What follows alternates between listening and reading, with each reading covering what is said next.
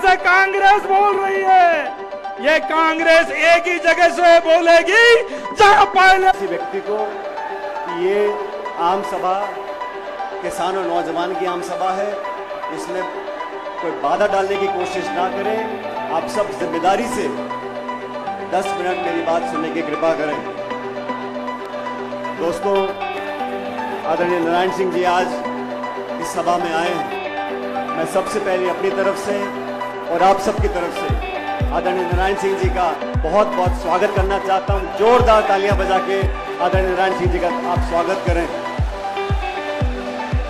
आदरणीय हेमाराम चौधरी साहब, सम्मान्य राजेंद्र गुडर जी, आदरणीय दीपेंद्र सिंह शेखावत साहब, खिलाड़ी बैरवा साहब, सुरेश मोदी जी, हरीश मीणा जी, राकेश पारेख साहब, मुकेश भाकर जी, रामनिवास गावड़िया जी, गिरिराज मलिंगा जी, इंद्रराज गुर्जर साहब, जीआर खटाना जी, वीरेंद्र चौधरी साहब, अमर सिंह जाटव साहब, पूर्व मंत्री राजेंद्र चौधरी जी, वेद सोलंकी जी, पूर्व मंत्री केसी बिश्नोई साहब, महेश शर्मा जी, पूर्व सांसद गोपाल सिंह इडवा जी, हमारे यूनिवर्सिटी के नौजवान अध्यक्ष निर्मल चौधरी जी, श्रीमती सुचित्रा आर्य जी, लक्ष्मण गाता जी, सरोज मीणा जी, जालोर से अध्यक्ष समरजीत सिंह जी, चुनीला राजपुरोहित जी, ओम प्रकाश मामू जी, शेर सिंह सूपा साहब, विद्याधर जी, महेंद्र सिंह रलावता जी, पूर्व मंत्री रामगोपाल बैरवा साहब, पूर्व विधायक महेंद्र मीणा जी, भीमराज भाटी साहब, गजेंद्र सांकला जी, अजय बोरा जी, पूर्व विधायक नमल किशोर मीणा जी, शोभा सोलंकी जी, पूर्व विधायक रामनारायण जी, विजय जैन साहब, पूर्व महापौर ज्योति खंडेलवाल जी, मुकेश शर्मा जी, पूर्व पार्षद सुभाष मील साहब, मनीष यादव जी, आबिद कागजी साहब, ओम बिश्नोई जी। और इस जन संघर्ष यात्रा के समापन में आज आप सब लोग नौजवान, बुजुर्ग, महिला, बच्चे जो इतनी बड़ी तादाद में यहां पर आए हो, मैं आप सबका हाथ जोड़कर बहुत बहुत धन्यवाद करना चाहता हूं, आपका शुक्रिया करना चाहता हूं। साथियों, मुझसे पूर्व वक्ताओं ने मंच पर अपनी बात रखी। मैं इस मौके पर आपको बताना चाहता हूं क्या परिस्थितियां पैदा हुई, राजस्थान में क्या घटनाक्रम पैदा हुआ, जिसको लेकर इस यात्रा को हमने निकाला।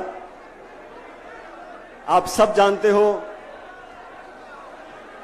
जब 2013 में हमारी सरकार राजस्थान से हटी थी, उस समय 200 में से कांग्रेस के मात्र 21 विधायक रह गए थे।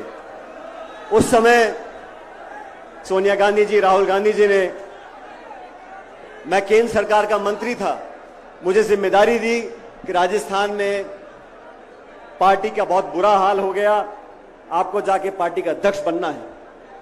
और इतिहास गवाह है, मंच पर तमाम हमारे साथी बैठे हैं, आप सब ने देखा 2013 से 18 तक हमने खून पसीना बहाकर, सब साथियों ने, सब वरिष्ठ नेताओं ने, कार्यकर्ताओं ने एकजुटता का परिचय दिया और 2018 तक हम लोगों ने मेहनत करी। इन 5 सालों में हमने वसुंधरा जी की सरकार, जो भाजपा की सरकार थी, उसका विरोध किया, कड़ा विरोध किया, नीतियों के आधार पर, शासन के आधार पर, प्रोग्राम के आधार पर और भ्रष्टाचार के आधार पर। 5 साल तक वसुंधरा जी के शासन में जो खुली लूट मची थी, जो बजरी माफिया, शराब माफिया, जमीन माफिया, भू माफिया, खान माफिया पनपा था, उसके खिलाफ हम सब ने आरोप लगाए। मैं प्रदेश का अध्यक्ष था, लेकिन तमाम नेताओं ने, सम्मानीय गहलोत साहब ने भी बढ़ चढ़कर हर मीटिंग में, हर भाषण में वसुंधरा जी पर आरोप लगाए। आरोप लगाए कि नहीं लगाए, मुझे बताओ। जब सरकार हमारी बनी, अभी हेमाराम चौधरी साहब बता रहे थे, बाज आया, उसने माला किसी के गले में डाल दी। अब बाज क्या करता हमारे हाथ में नहीं है, लेकिन जब सरकार हमारी बनी तो हमारा दायित्व था कि जो हमने कहा उसको कर कर दिखाएं। आज 4.5 साल पूरे हो गए। 4.5 साल में हम अभी तक उन वादों को पूरा नहीं कर सके जो हमने लांछन लगाया था, आरोप लगाया था, मैंने लगाया था, गहलोत साहब ने लगाया था कि वसुंधरा जी ने करप्शन किया, भ्रष्टाचार किया है। मैं 1.5 साल पहले से उनको चिट्ठी लिख रहा हूं, क्योंकि मुख्यमंत्री जी गृह मंत्री भी हैं, वित्त मंत्री भी हैं। मैंने चिट्ठी में आग्रह किया कि जांच कराओ, हमारी कथनी करनी में फर्क नहीं होना चाहिए, द्वेषपूर्ण भावना से जांच ना हो, निष्पक्ष जांच हो, पता पड़े किसने क्या किया था, दूध का दूध और पानी का पानी हो जाए। 1.5 साल तक कोई कार्रवाई नहीं हुई। मैंने जयपुर के अंदर एक दिन का अनशन रखा इसी मांग को लेकर कि वसुंधरा जी के कार्यकाल में जो भ्रष्टाचार हुआ उसकी जांच करो, उसकी जांच करो, उसकी जांच करो। 1 महीने तक कुछ नहीं हुआ। उसके बाद 9 तारीख को मुझे लगा अनशन से पार नहीं पड़ी, हमें जनता के बीच जाना चाहिए। और ये भ्रष्टाचार ऐसा मुद्दा है साथियों, दोस्तों, ये समाज को दीमक की तरह खा रहा है। अभी मन से बात कर रहे थे, नौजवानों का भविष्य अगर अंधकार में है, अगर पेपर लीक होता है तो करप्शन की वजह से होता है, भ्रष्टाचार की वजह से होता है। हम लोगों को करारा प्रहार करना पड़ेगा, भ्रष्टाचार को समाप्त करना पड़ेगा। और जो धारणा बड़ी हुई है कि 5 साल भाजपा 5 साल कांग्रेस, इस धारणा को तोड़ने के लिए हमें दुनिया को दिखाना पड़ेगा कि हम जो कहते हैं वो कर कर दिखाते हैं। 11 तारीख को अजमेर से, अजमेर आरपीएससी का केंद्र है, माध्यमिक शिक्षा बोर्ड का केंद्र है, वहां पर पेपर बनते हैं, वहां से शिक्षा परीक्षा होती है, इंटरव्यू होते हैं, नौकरियां लगती हैं। इसलिए अजमेर जो वहां से 125 किलोमीटर दूर है, वहां से मैंने यात्रा शुरू करी। मुझे कुछ पत्रकारों ने बोला, यात्रा कर रहे हो, गर्मी बहुत है, मई का महीना है, बहुत पीड़ा होगी, 4-5 दिन धूप में चलोगे, बहुत दुख होगा, बहुत पीड़ा होगी। मैंने उनको कहा, हम और आप अगर 3-5 दिन इस चिलचिलाती धूप में चल लें, ये कोई पीड़ा नहीं है।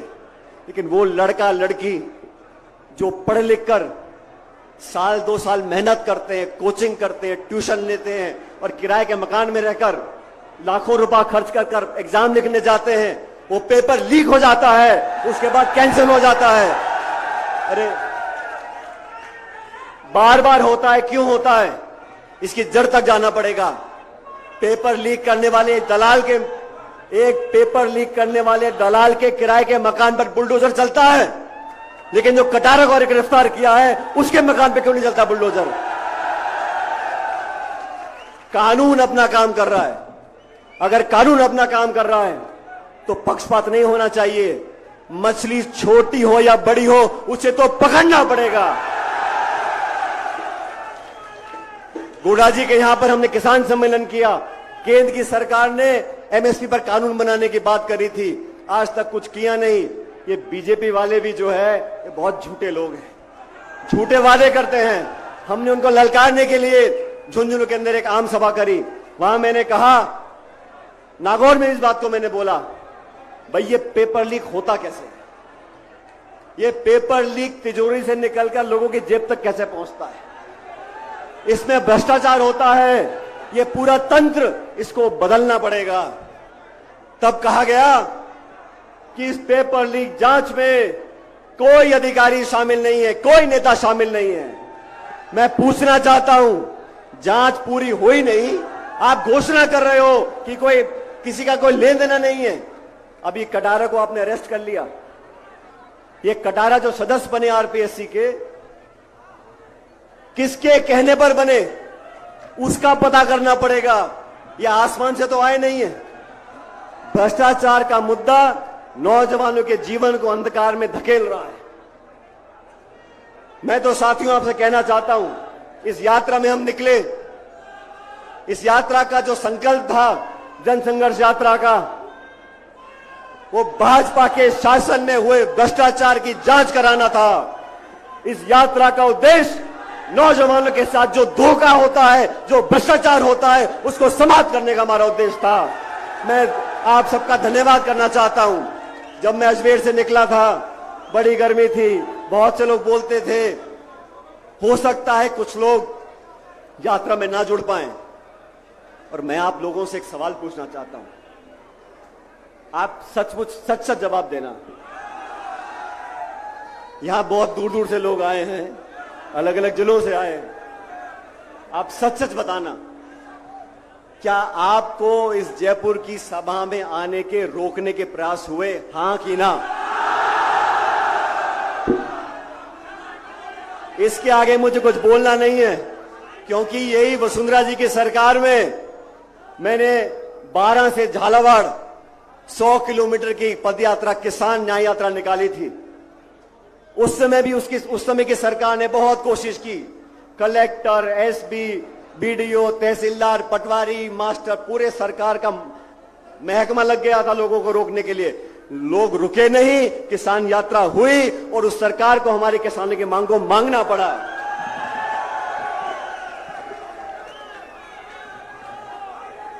साथियों, हमारा जनसंघर्ष किसी नेता के खिलाफ नहीं है, हमारी यात्रा किसी के विरोध में नहीं है। लेकिन मैं आज इस मन से कहना चाहता हूं, हमारी यात्रा भ्रष्टाचार के खिलाफ है। हमारी यात्रा नौजवानों के भविष्य को बेहतर बनाने के पक्ष में है, और हम इसमें रुकने वाले नहीं हैं। अभी आपने भाषण सुना आदरणीय हेमाराम जी का। कुछ दिन पहले हम सब बाड़मेर गए थे, और हेमाराम जी बहुत कम बोलने वाले व्यक्तियों में से हैं, लेकिन आज मैं उनका भाषण सुन रहा था। ये कहां की नीति है? अपनी पार्टी के नेताओं को बदनाम करो और भाजपा के नेताओं का गुणगान करो, ये चलने वाला नहीं है।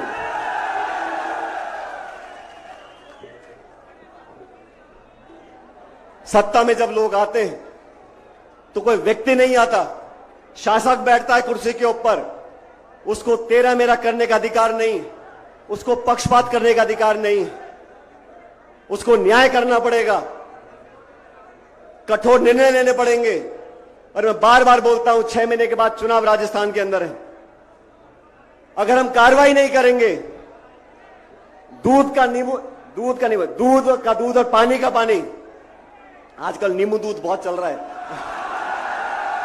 दूध का दूध और पानी का पानी नहीं होगा तो हमारे विरोधी बोलेंगे कहीं कोई गड़बड़ तो नहीं है। मैंने कभी किसी को आरोप नहीं किया, मैंने कभी किसी पे इल्जाम नहीं लगाया, और मैं आपसे पूछना चाहता हूं, मेरे मुंह से कभी किसी के खिलाफ एक बुरा शब्द निकला? मुझे बताओ। और मैं आपसे पूछना चाहता हूं, मेरे खिलाफ गाली देने में कोई कमी रखी क्या है? चुन चुन कर मुझको भला बुरा कहा गया, मेरे को कोई चिंता नहीं। आप मुझको गाली दो, अपमानित करो, आरोप लगाओ, मुझको, हमारे साथियों को इससे भी निचले स्तर के आरोप लगाओ, हमें कोई चिंता नहीं। लेकिन इस लोकतंत्र में जो आज आप सब लोग बैठे हो, आप ही गणेश हो, आप ही जनार्दन हो, और आपके आशीर्वाद से यहां पर लोग आगे बढ़ते हैं, पीछे आते हैं। किसी को गलतफहमी नहीं होनी चाहिए। साथियों, राजस्थान के अंदर हर साल 20 से 25 लाख नौजवान बच्चे बच्चियां 20 से 25 लाख नौजवान बच्चे बच्चियां सरकार द्वारा जो एग्जाम होते हैं वो लिखते हैं। हर बच्चा बच्ची तैयारी करता है, उसके माँ बाप पेट काट कर उसके लिए पैसा इकट्ठा करते हैं। गांव से जो बच्चा आता है जयपुर पढ़ने के लिए, वो क्या खर्चा करता है, किताब में, ट्यूशन में, कोचिंग में, पैसे में, खाने पीने में, कैसे कैसे पैसा इकट्ठा वो करते हैं। लाख रुपया साल का खर्च होता होगा। लेकिन मैं कहना चाहता हूं, जिन बच्चों के पेपर कैंसिल हो गए, जिनकी उम्र निकल गई, जिनके मन में मायूसी आ गई, नौजवान के मन में अगर मायूसी आ जाएगी तो देश का भविष्य बेहतर नहीं है। ये जन संघर्ष यात्रा नौजवानों के कलेजे में आग लगाने के लिए है, उनको विश्वास दिलाने के लिए है। हमें हताश होने की जरूरत नहीं है, रास्ते निकलेंगे, भविष्य बेहतर होगा।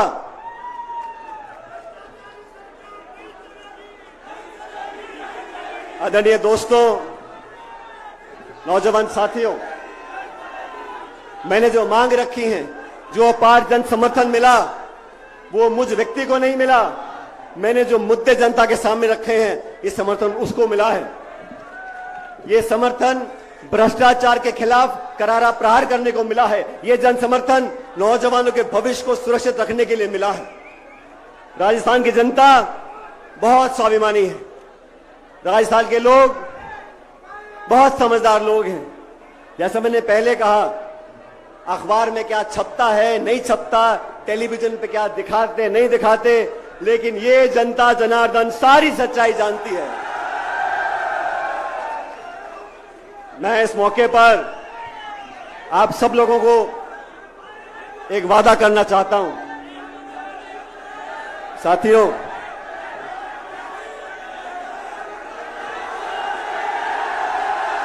मैं आप लोगों को वादा करना चाहता हूं, मुझको और मेरे परिवार को राजनीति में 40-45 साल हो गए। अब नेट बंद करो, बिजली बंद करो, जनता बंद होने वाली नहीं है।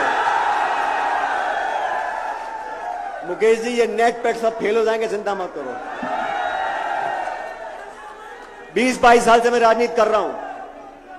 मुझे भी बड़े बड़े मौके मिले जनता की सेवा करने का, केंद्र में, राज्य में, सांसद, विधायक, बहुत सारे पद मिले। लेकिन ये प्रदेश और देश की जनता जानती है, मेरी निष्ठा, मेरी ईमानदारी और हम लोगों के काम करने के तरीके में मेरा सबसे घोर विरोधी भी उंगली नहीं उठा सकता। ये हमारी कमाई है, ये जनता का विश्वास है। इस पे तुम कितने भी आरोप लगा लो, कितनी भी चुगली कर लो, कितनी भी अफवाह फैला लो, आप लोग इन बातों को मानोगे कि नहीं मानोगे? मैं आप लोगों को वादा करना चाहता हूं साथियों, इस यात्रा में बहुत सारे साथी हमारे साथ चले। मैं आप सबको आश्वासित भी करना चाहता हूं और वादा करना चाहता हूं अब सबके सामने, मैं किसी पद पे रहूं या ना रहूं, मैं राजस्थान की जनता और नौजवानों की सेवा अपनी आखिरी सांस तक करता रहूंगा। और मैं डरने वाला नहीं हूं, मैं दबने वाला नहीं हूं, मैं आपके लिए लड़ा हूं और लड़ता रहूंगा। ये वादा मैं खुले आसमान नीचे करके जा रहा हूं। प्यार से मांगो, हम हाथ काट के दे देंगे। धमका के मांगोगे तो हम हिलने वाले नहीं हैं।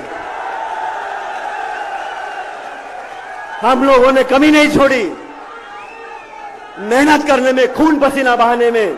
मेरे साथ जो हजारों लोग चले हैं, आज मैं आपको बताना चाहता हूं, आप नौजवानों के पैरों के छालों की कसम, मैं अब पीछे हटने वाला नहीं हूं। आपके साथ रहूंगा, हमेशा रहूंगा। राजनीति सिर्फ सत्ता लेने के लिए है, राजनीति सिर्फ पद पर बैठने के लिए है। नौजवान दर दर भटकता रहे, हम सिर्फ सत्ता का सुख लेंगे, ये संभव नहीं है।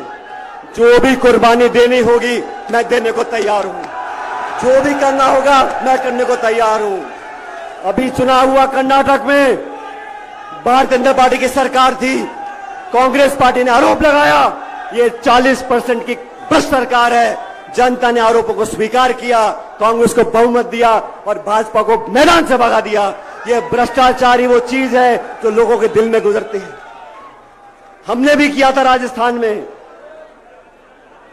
लेकिन अब कोई सफाई दे रहा है।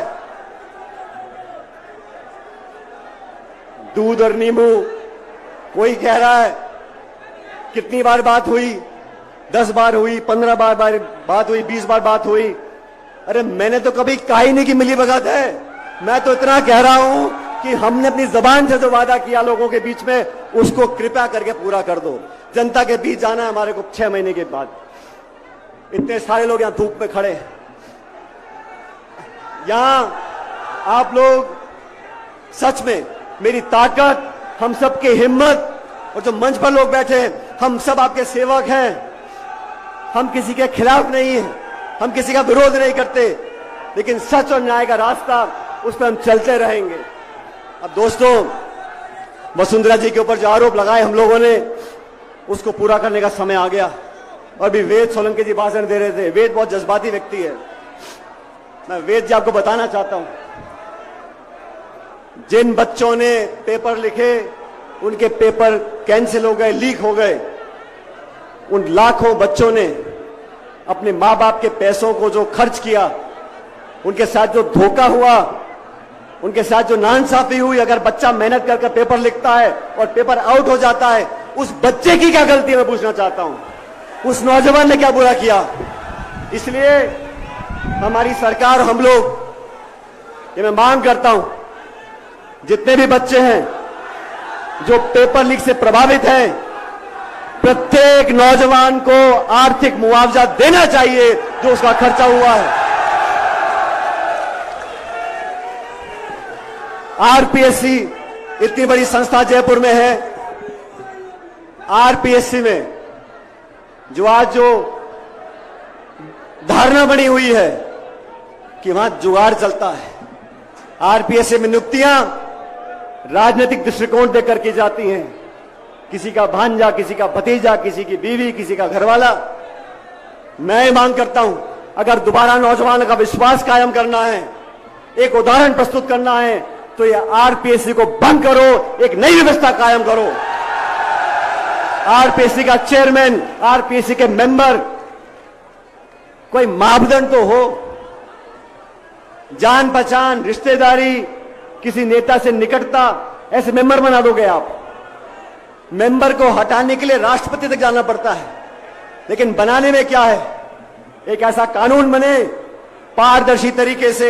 आरपीएससी का चेयरमैन, आरपीएससी के मेंबर, और जो जांच होती है, जब हाईकोर्ट का जज बनता है उसकी आईबी जांच करती है, उसकी पृष्ठभूमि की जांच की जाती है, कहां उठता है, कहां बैठता है, क्या खाता है। इन मेंबर्स की, जो नए मेंबर बने, उनकी जांच होनी चाहिए। और ऐसे बने, कोई साइंटिस्ट हो, कोई लेक्चरर हो, कोई प्रोफेसर हो, जिसका कोई वजूद हो, ऐसे लोगों को मेंबर बनाना चाहिए। तो आरपीएससी को भंग कर कर एक पूरा मूल चूक परिवर्तन, ये कोचिंग क्लास, ये अधिकारी, ये प्रिंटिंग प्रेस, ये आरपीएससी, ये माध्यमिक शिक्षा बोर्ड, ये जो पूरा जंजाल बना हुआ है, इसको ध्वस्त करना पड़ेगा, एक नया खानान बनाना पड़ेगा।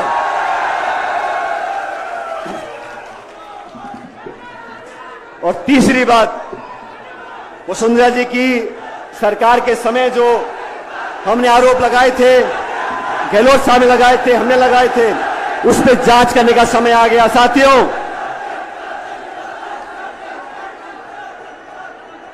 उन आरोपों पर जांच होनी चाहिए। मैंने चिट्ठी लिखी, बार बार लिखी, आवेदन किया, आग्रह किया, निवेदन किया, कार्रवाई हुई नहीं। मैंने अनशन किया, कार्रवाई हुई नहीं।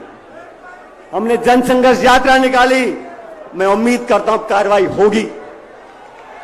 लेकिन ये तीनों बातें आरपीएससी को भंग कर कर पूरा पुनर्गठन करें, नए कानून मापदंड बने, पारदर्शिता से लोगों का चयन हो। पहली मांग। दूसरी मांग, जिन लाखों बच्चों ने पेपर लीक से उनका आर्थिक नुकसान हुआ है, उनको उचित आर्थिक मुआवजा प्रत्येक बच्चे को मिलना चाहिए।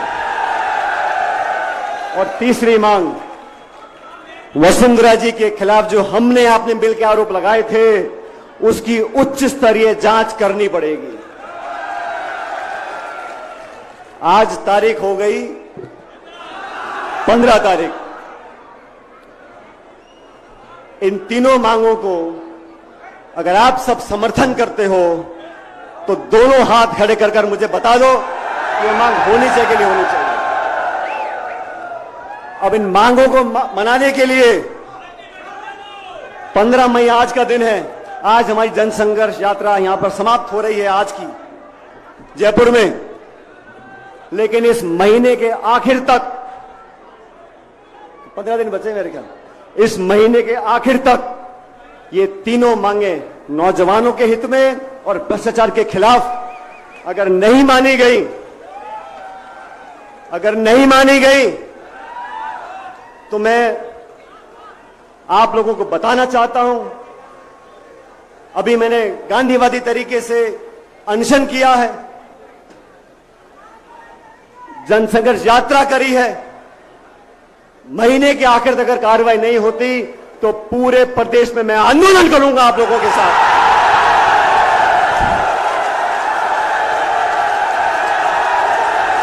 जनता के साथ रहेंगे, गांव में, ढाणी में, शहरों में हम पैदल चलेंगे, जनता को साथ लेकर चलेंगे, न्याय दिलाएंगे, न्याय करवाएंगे, आपकी बात को रखते रहेंगे।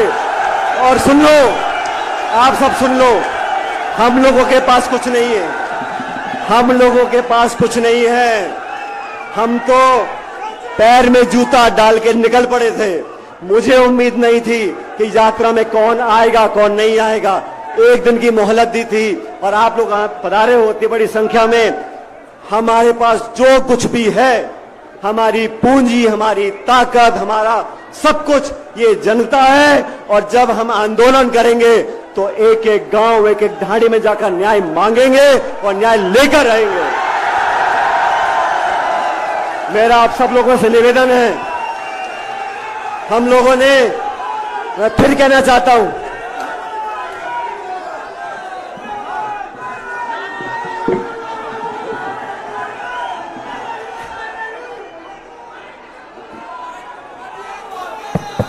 अगर 15 दिन में मांगे नहीं मानी गई तो अब याचना नहीं रण होगा, तो बारी भीषण होगा।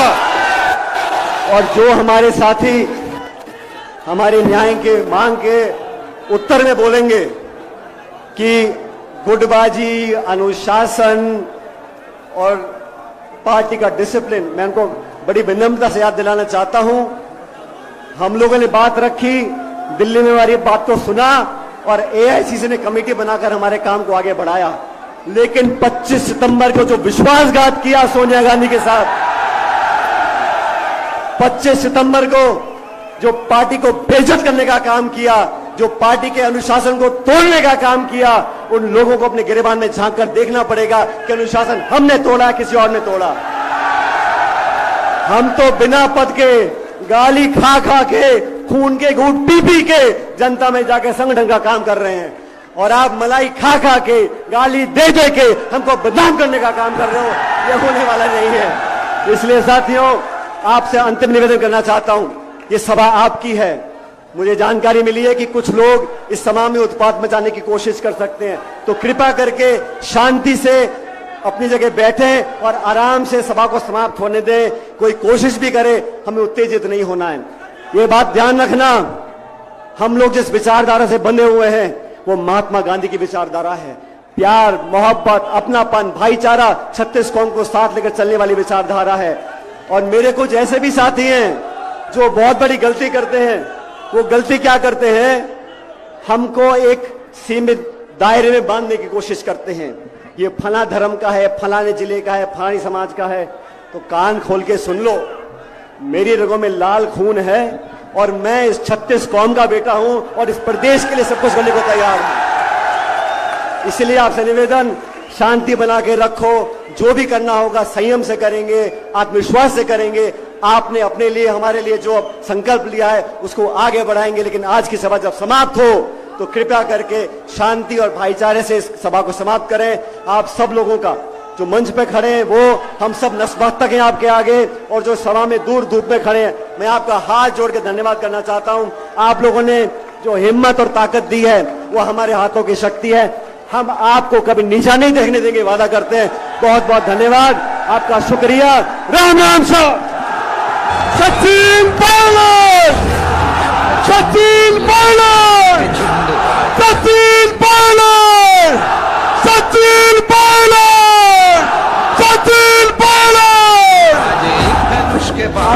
चौधरी नारायण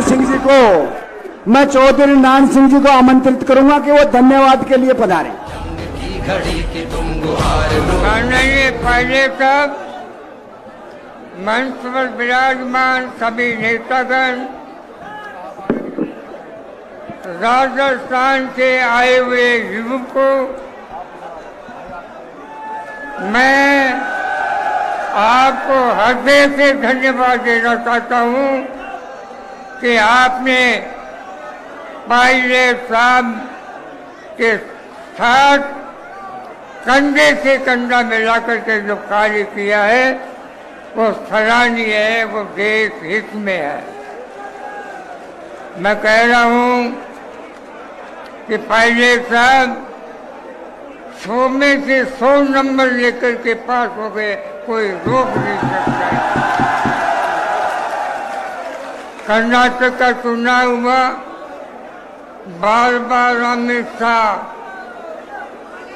भारी बहुमत से जीतेंगे, इसलिए यहाँ हमारी सरकार के नेता कहते हैं रिपीट करेंगे। हजार क्या है रिपीट करने का? यदि समझदारी से काम नहीं लिया तो मैं समझता हूँ कि कांग्रेस का नुकसान होगा। इसलिए आप सब मिलकर के आपके भविष्य के लिए पायलट साहब को कंधे से कंधा मिला करके मदद करें। बहुत बहुत धन्यवाद। सचिन पायलट हमारा नेता कैसा हो? सचिन पायलट तुम संघर्ष करो। सचिन पायलट तुम संघर्ष करो। सचिन